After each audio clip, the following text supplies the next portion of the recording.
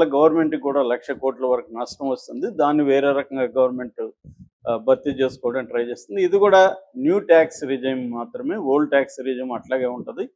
New tax regime మాత్రమే ఈ rule వస్తుంది. మనం గాని ఓల్డ్ ట్యాక్స్ రిజైమ్ పెట్టుకుంటే దాని రూల్స్ వేరే ఉంటాయి.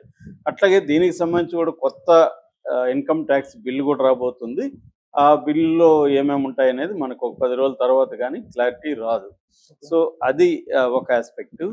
ఓవరాల్‌గా ప్రధానంగా 3 యాస్పెక్ట్‌లని దృష్టిలో పెట్టుకొని బడ్జెట్ పెట్టినట్టుగా చెప్తున్నారు. 1 innovation, 2 investment, 3 inclusive growth. So ఇవి కాకుండా సింప్లిఫికేషన్.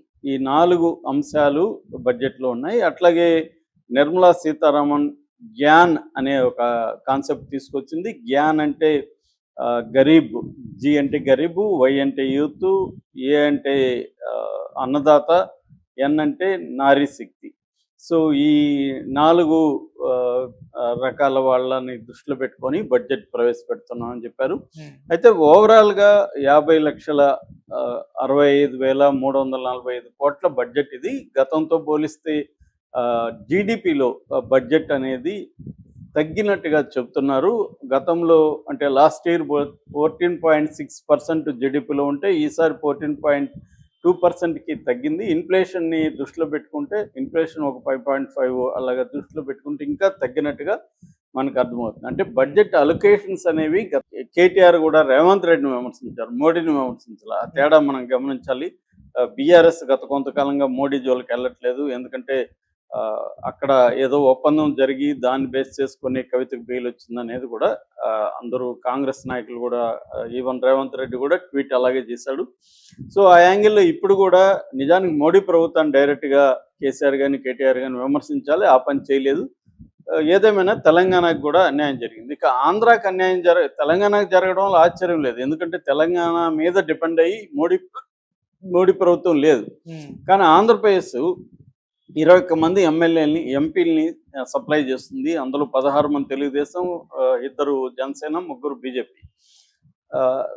21 మంది ఎంపీలు ఉన్న ఆంధ్రప్రదేశ్కి బీజేపీ ఏం చేయలేదు. అదే బీహార్ 12 మంది ఎంపీలు ఉన్న బీహార్కి చాలా వరాలు ప్రకటించింది. గతంలో కూడా మనం ఇదే టాపిక్ చెప్పుకున్నాం. లాస్ట్ బడ్జెట్ టైంలో కూడా దాదాపు 60,000 కోట్లు బీహార్కి ఇస్తే మనకి ఓన్లీ ఆ 15,000 కోట్లు అది కూడా బ్యాంకులో నిప్పిస్తాము మేము దగ్గరుండి అని చెప్పింది తప్ప అమరావతికి వేరే రకంగా ఏమీ చేయలేదు. ఈవెన్ విభజన నాటి హామీలకు సంబంధించి కూడా ఏమీ చేయలేదనేది గతంలో కూడా చెప్పుకున్నాం. ఇప్పుడు కూడా సేమ్ సీన్ రిపీట్ అయింది. ఇప్పుడు గతం కంటే ఎక్కువగా బీహార్కి వరాలు ఇచ్చాయి. మకానా బోర్డు అంటారు. మకానా అంటే మనం అదొక రకమైన ఫుడ్, నీళ్ళల్లో పండిస్తారు చెరువులు, నల్లగా ఉండి తర్వాత ఫైనల్గా అది తెల్ల ఆకారంలో వస్తుంది. దాంతో రకరకాల వంటకాలు చేస్తారు. అది సూపర్ ఫుడ్గా పేరుంది అనమాట. అది వెరీ డిఫికల్ట్ కూడా ఆ ప్రాసెస్ అంతా కూడా. నీళ్ళల్లో చల్లాలి గింజలు, అది తామరాకులాగా వస్తుంది. పైన పువ్వు వచ్చి పువ్వు నుంచి ముళ్ళతో కూడిన ఒక కాయ వస్తుంది. దాని నుంచి తీయాలి. మళ్ళీ ఆ నీళ్ళల్లో నుంచి ఆ గింజల్ని ఒక చేపలు పట్టినట్టుగా దీంతో తీసుకొని చాలా ప్రాసెస్ ఉంటుంది.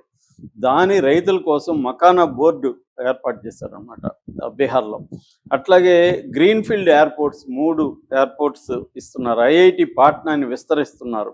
తర్వాత national institute of food and technology process ఇది పెడుతున్నారు. అది కూడా ఇక్కడ చిరాగ్ పాస్వాన్ ఏరియాలో. ఎందుకంటే చిరాగ్ పాస్వాన్ కూడా ఈ ప్రభుత్వంలో భాగంగా ఉన్నాడు. ఆయన మంత్రిగా కూడా ఉన్నాడు ఫుడ్ ప్రాసెసింగ్ శాఖనే.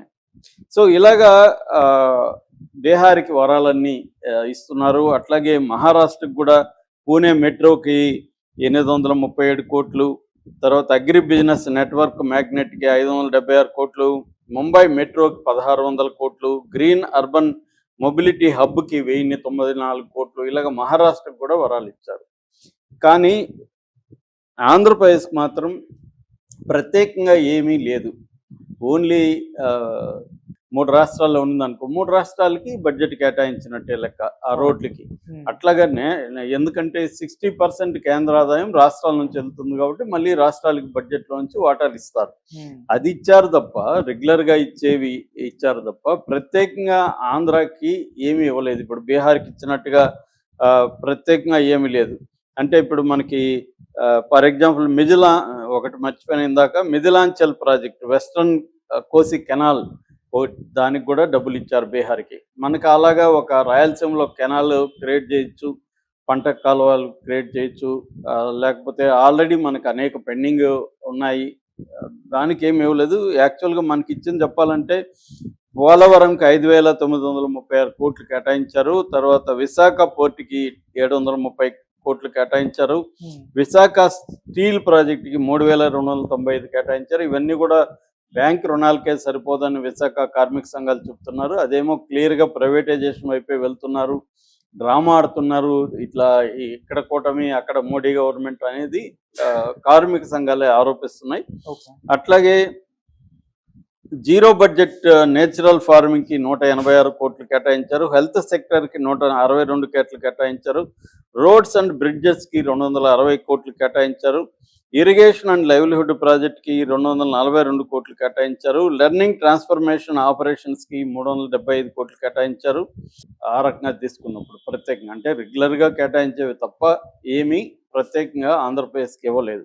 అదే బీహార్కి నేను చెప్పినవన్నీ మకానా బోర్డు కానీ, మిథిలాంచల్ కానీ, గ్రీన్ఫీల్డ్ కానీ, ఐఐటి పాట్నా కానీ, national institute of food processing, ఇవన్నీ దాదాపు 5 రకాల దీనికి కేటాయించారు బడ్జెట్ అక్కడ బీహార్కి.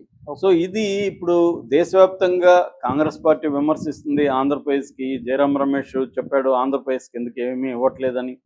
దీన్ని చంద్రబాబు ఖండించారు.